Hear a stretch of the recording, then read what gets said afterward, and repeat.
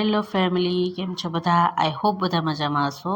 તો જો ગણપતિ દાદાના દર્શન કરવા માટે નીકળી ગયા છીએ, તો સૌથી પહેલાં અમને આકર્ષણનું કેન્દ્ર આ શિવલિંગ લાગ્યું. જુઓ તમે, કેટલું સુંદર શિવલિંગ છે, જોઈ શકો છો. ત્યારબાદ અમે આગળ નીકળી ગયા, પણ તમે જુઓ રસ્તા ઉપર ભીડ ને વાહનોના અવાજ સાંભળો તમે.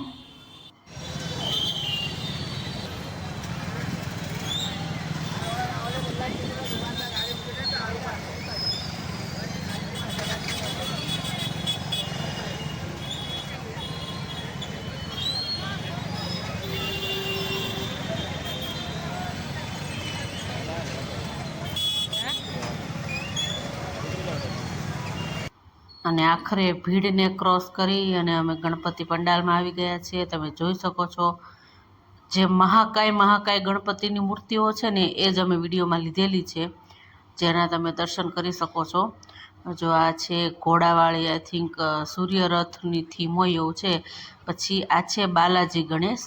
તો આ વર્ષે આ થીમ બહુ વાયરલ છે, ગણપતિ બાલાજી ગણપતિની.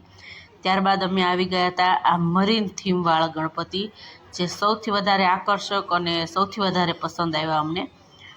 જે મરીન થીમ રાખેલી છે, એટલે કે વોટર અંડરગ્રાઉન્ડ થીમ, દરિયામાં જે અંડરગ્રાઉન્ડ બધું હોય ને આપણે, એ બધું તમે જોઈ શકો છો. જો મછલીઓ ને શંખ ને છીપ ને બધું, જલપરીને બધું જ મૂકેલું છે, મગર ને માછલી ને.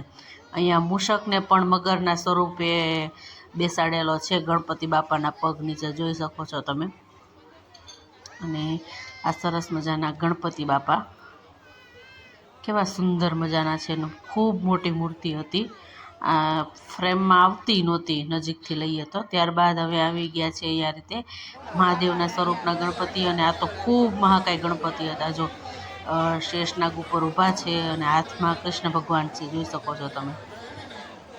જુઓ તો આ સુંદર મજાના ગણપતિ ખૂબ મહાકાય હતા. ત્યારબાદની આ જે પાંજરું, આને શું કહેવાય કહેજો કોમેન્ટમાં, એને શું કહેવાય. અને આવી નાની નાની ગલીઓમાંથી નીકળ્યા ગણપતિ બાપાના દર્શન કરવા. અને ખૂબ મોટી મૂર્તિ તમે જોઈ શકો છો, કેટલી ઊંચી છે. અને પ્લસમાં નીચે પાછો આ રીતે ડુંગર બનાવેલો છે. આપણને વિચાર આવે કે આવડી મોટી મૂર્તિઓ લાવ્યા કઈ રીતે હશે.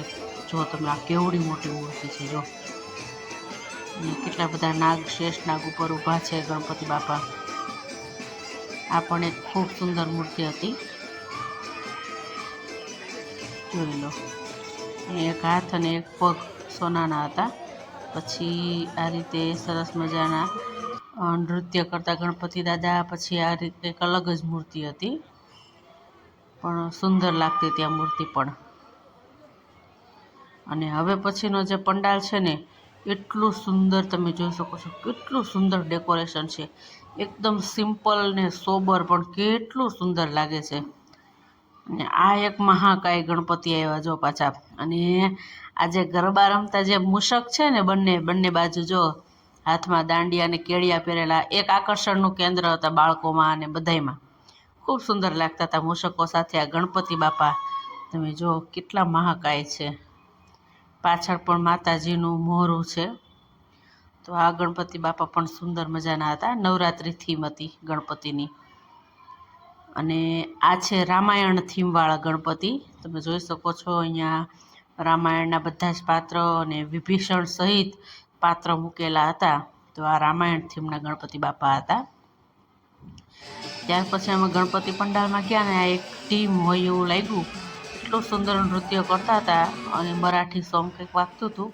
અને જો આ રીતે કંઈક ગણપતિ બાપાની થીમ હતી.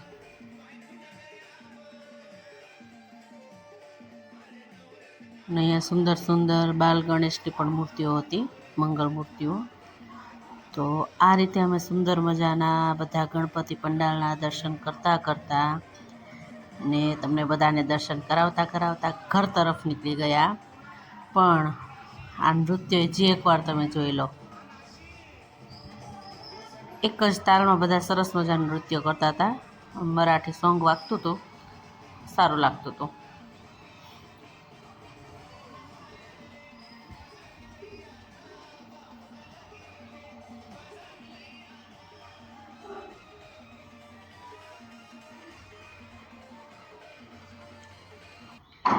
તો ચાલો હવે પાછા ભીડમાં જવાનું છે અને ભીડમાંથી નીકળી તમે જોઈ શકો છો આ ભીડમાંથી નીકળી અને હવે ઘર તરફ જઈશું. વિડીયો સારો લાગ્યો હોય તો વિડીયોને લાઇક કરજો, ચેનલને સબસ્ક્રાઈબ કરજો, ફેસબુકમાં ફોલો કરજો, કોમેન્ટ કરજો. બધાને ગણપતિ બાપ્પા મોર્યા.